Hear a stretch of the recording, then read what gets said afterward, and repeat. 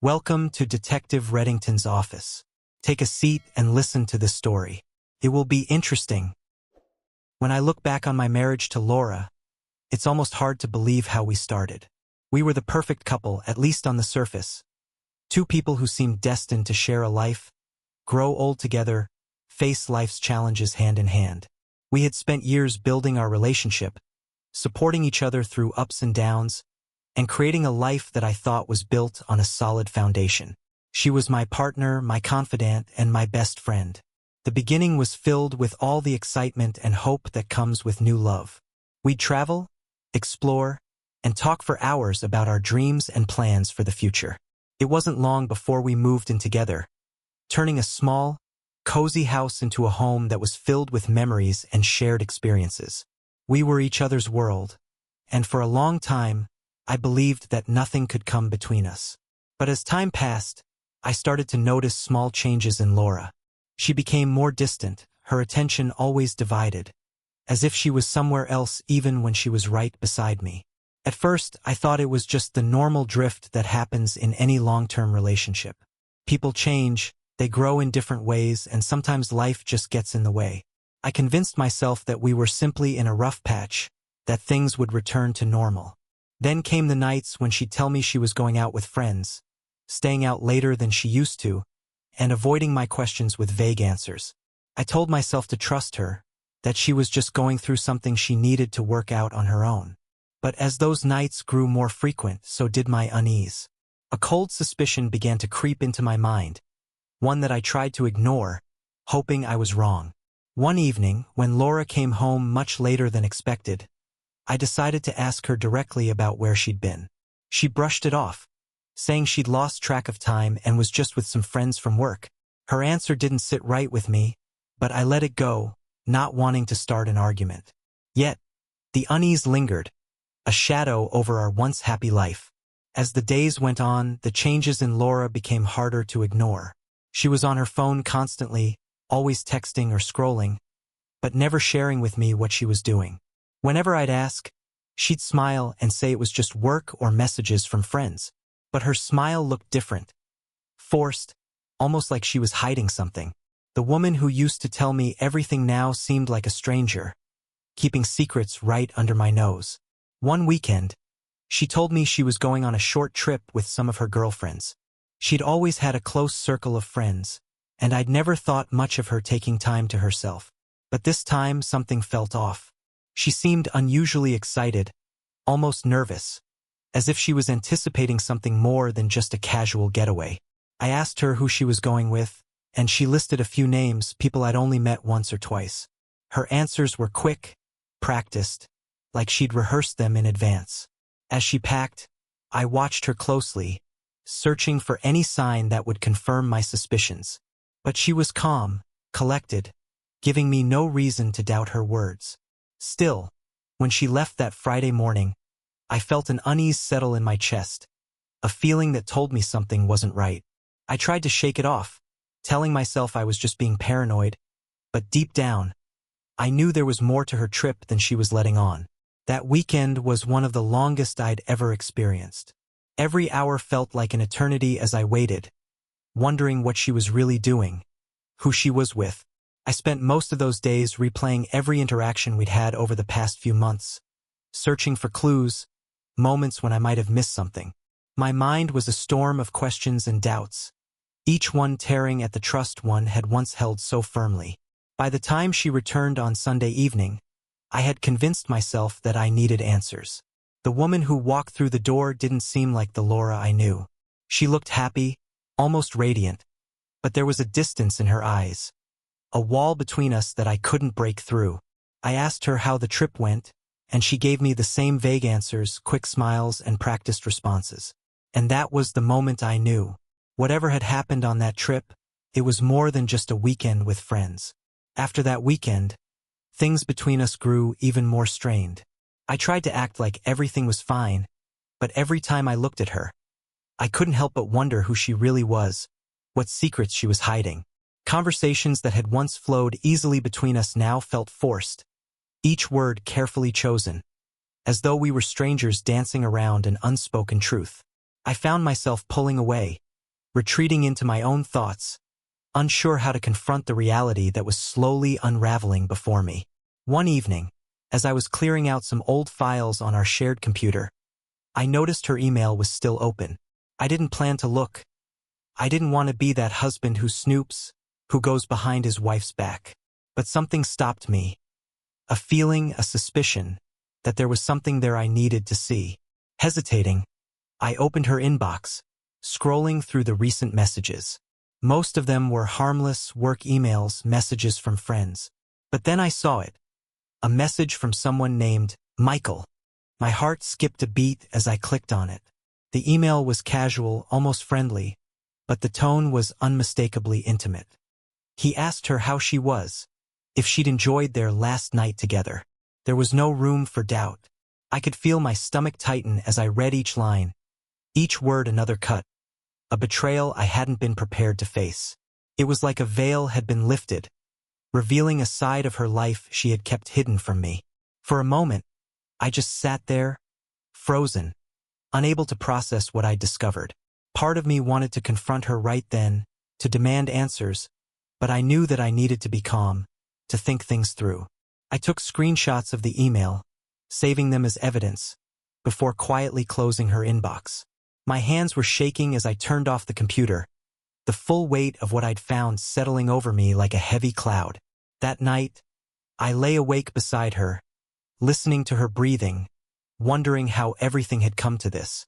I knew I needed a plan, a way to address what I'd found without letting my anger take control. It was no longer just a suspicion, it was a fact. She had been unfaithful, and there was no going back from that. The next morning, I decided I needed help. I called an old friend of mine, Greg, who had known both Laura and me for years. He was the kind of guy who could offer advice without judgment, someone I trusted completely. When I explained the situation, he listened quietly, letting me vent without interruption. When I finished, he took a deep breath. "Paul, I know this isn't easy, but if you're sure about what you found, then you need to protect yourself," he said calmly. "Don't act out of anger. Get all the facts first. That way, when you do confront her, there's no room for denial, no excuses." His words gave me the clarity I needed.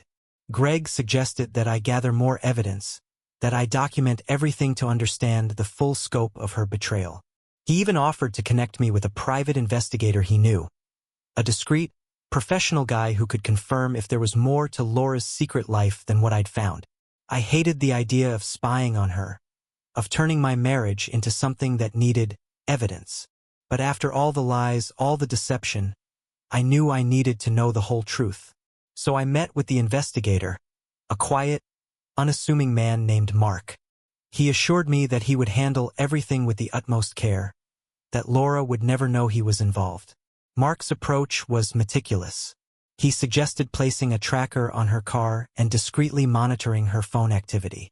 He told me that sometimes, just knowing the facts was enough to bring closure, even if the answers were painful. I felt a strange sense of relief, knowing that soon, the doubts would be gone, replaced by either the painful truth or a glimmer of hope. Over the next week, Mark kept me updated with his findings. Each message from him filled me with dread, but I knew it was too late to turn back. One evening, he called and told me he had discovered something I should see in person. My heart sank as I drove to his office, bracing myself for whatever revelation awaited me. When I arrived, Mark handed me a folder. Inside were photos Laura with the same man from her email, Michael. They were at a hotel, laughing together, holding hands, sharing moments that should have belonged to us. Each photo was like another nail in the coffin of our marriage, a confirmation that the woman I'd loved and trusted was living a double life. As I looked through the photos, a wave of emotions hit me. Anger, sadness, disbelief. Every image felt like a betrayal, a memory stolen from me, a life she'd chosen to live outside of our marriage. Seeing her with him, so comfortable, so carefree, shattered whatever illusion I had left that this might have been a mistake or misunderstanding. This was deliberate, calculated, and I was the last to know. Mark sat across from me, watching silently, giving me the space to process. "I'm sorry, Paul," he finally said, his voice gentle. I know this isn't easy to see. I nodded, struggling to find the right words. Thank you, Mark, I managed, my voice barely above a whisper. I needed to know, even if it hurts. With that, I closed the folder, feeling the weight of the truth settle heavily on my shoulders. Driving home that night, I thought about all the years we'd spent together, the plans we'd made, the future we'd envisioned. I remembered the first time we met, the way her smile had brightened my world, the promises we'd made to each other. How had it come to this? How had the woman I'd loved with every fiber of my being turned into a stranger, someone capable of this kind of betrayal? When I got home, I knew I couldn't keep pretending. I was done waiting, done wondering, done living in the shadow of her lies. I needed to confront her, to look her in the eyes and demand an explanation. But I also wanted to do it on my terms, in a way that left no room for her to twist the truth. The next morning, I began putting everything in order. I gathered the photos, the emails, the timestamps, all of it. I wanted her to see the full extent of her betrayal, to understand that there was no hiding, no denial. I prepared myself, rehearsing what I would say, determined to stay calm, to keep my emotions in check. This was no longer just about the affair. It was about reclaiming my dignity, my sense of self. When she came home that evening, I was ready. That evening, as Laura walked through the door, she greeted me with a smile, the same easy, practiced expression she'd used so many times before. But this time, I didn't smile back. I motioned for her to sit down, and I could see a flicker of nervousness cross her face. She hesitated, glancing at me as if searching for some sign of what was coming. She must have sensed something was different, that the facade she'd maintained for so long was about to crumble. "Paul, is everything all right?" she asked, her voice unsteady. I took a deep breath, steadying myself before I spoke. "Laura, we need to talk. I think you know what this is about." I placed the folder on the table in front of her, watching as her eyes widened. For a moment, she didn't move, as if she could stop everything from unraveling by sheer will. "Go ahead. Open it," I said, my voice calm but firm. With trembling hands, she reached for the folder, her face draining of color as she flipped through the pages.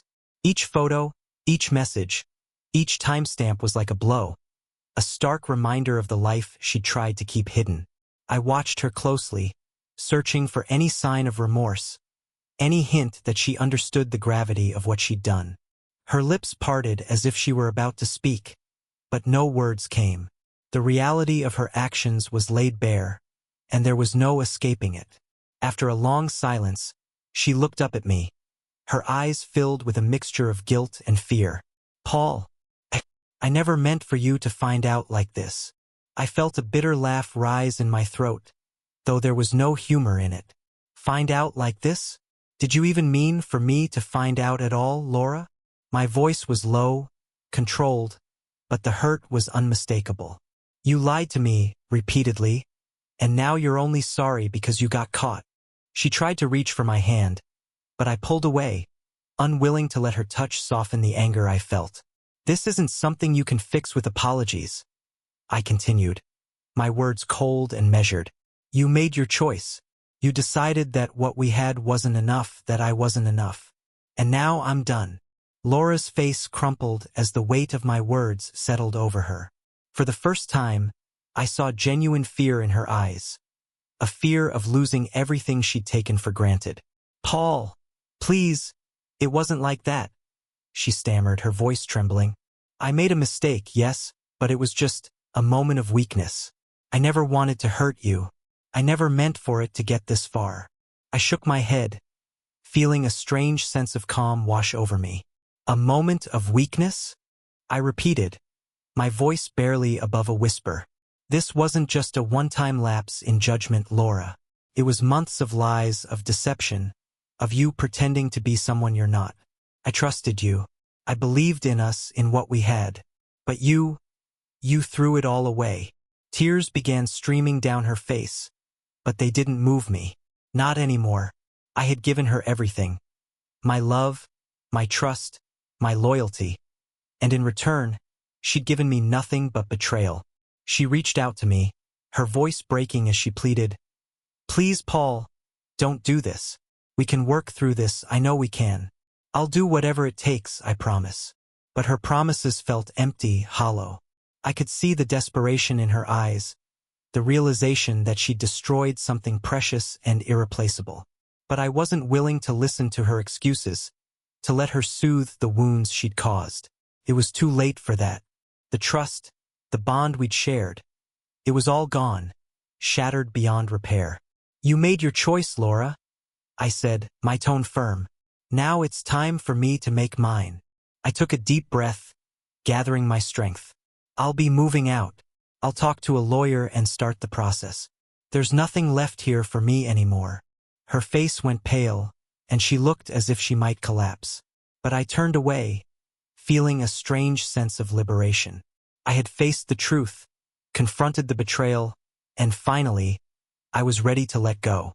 Whatever came next, I knew I'd face it with strength, free from the lies that had once held me captive as I packed my things over the next few days. Laura's pleas became more desperate. She'd leave messages, apologizing endlessly, begging for another chance, promising that things would be different. But each message only reminded me of the betrayal, each word ringing hollow against the backdrop of the life we had lost. I tried to keep my distance, to focus on the task of moving forward. I reached out to friends, reconnecting with people I'd drifted away from over the years. To my surprise, they welcomed me back with open arms, offering support and understanding. It was a reminder that, even though my marriage was over, I wasn't alone. I had people who cared about me, who wanted to see me rebuild my life. During this time, I met with a lawyer to finalize the details of our separation. The process was painful, but each step brought me closer to closure. I knew that once everything was settled, I could finally begin to move on, to start fresh without the shadow of betrayal hanging over me. One evening, as I was sorting through some old photos, I found a picture of Laura and me from our early days together. We were smiling, carefree, lost in the happiness of a time when things were simple. I felt a pang of sadness, a bittersweet reminder of what once was. But I knew that holding on to the past would only keep me from finding peace. I placed the photo back in the box, closing the lid on that chapter of my life. It was time to let go, to look forward, to embrace the possibility of a future that was entirely my own. As the weeks turned into months, I started to feel the weight of it all lift. My days gradually filled with new routines, old hobbies I'd once abandoned, and friendships I had neglected over the years. I took up hiking again, something I used to love, and spent weekends exploring trails I hadn't seen in years. The fresh air, the solitude of the forest, the simple act of putting one foot in front of the other. It all gave me a renewed sense of purpose, a reminder that I was capable of moving forward. People often talk about healing after betrayal as if it's a neat, linear process. But I found it to be anything but. There were days when the pain resurfaced, memories catching me off guard. A song, a place, even a scent could transport me back to a time when things were different. But each time I confronted the memory, allowing myself to feel it, and then I let it go. Little by little, the memories lost their power over me. Through it all, I stayed true to the promise I made to myself that night I confronted Laura. I would move forward, but I would never look back. I'd come to realize that while she had betrayed me, she hadn't taken everything. I still had my integrity, my sense of self, and a future waiting to be shaped by my own hands. One afternoon, as I sat in a small coffee shop, enjoying a book and watching people come and go, I felt something I hadn't felt in a long time: contentment. It was a quiet kind of peace, a feeling that things were finally settling into place. I didn't know what the future held, but for the first time I wasn't afraid of it. I was ready to face whatever came my way, knowing that I had emerged stronger, more resilient, and free. Months after the divorce was finalized, life felt like it had taken on a new rhythm, one that I had created for myself, without the weight of betrayal or the shadow of someone else's choices hanging over me. I'd moved into a new apartment, a small but comfortable place that felt like a fresh start. The walls were filled with memories of my own making, photos of friends, family, and places I'd been exploring on my own. It was my space, a sanctuary that symbolized the independence I'd reclaimed. One evening, as I was sorting through a few old boxes, I came across a letter I'd written to Laura years ago, a love letter I tucked away after one of our anniversaries. I hesitated, the weight of old emotions surfacing. But instead of reopening the wounds, I simply folded it and set it aside. It was a relic of another time, a reminder of a chapter that was now closed. I no longer felt bound to that past, no longer defined by the hurt. Over time, I found myself smiling more, laughing without hesitation, reconnecting with the world around me. Friends noticed the change, commenting on the newfound ease they saw in me. I'd even met a few new people, casual conversations that might one day turn into something more. But for now, I was content. I was rediscovering myself, rebuilding a life that was richer, fuller, because it was finally my own. Looking back, I realized that Laura's betrayal, painful as it was, had given me a gift I hadn't expected. It had forced me to face myself, to confront my own fears and find strength I hadn't known I possessed. I was no longer haunted by memories or defined by someone else's choices. I was free. As the sun set outside my apartment window, casting a warm glow over my new home, I felt a quiet joy. Life had tested me, broken me in ways I couldn't have imagined, but in the end, I had emerged whole.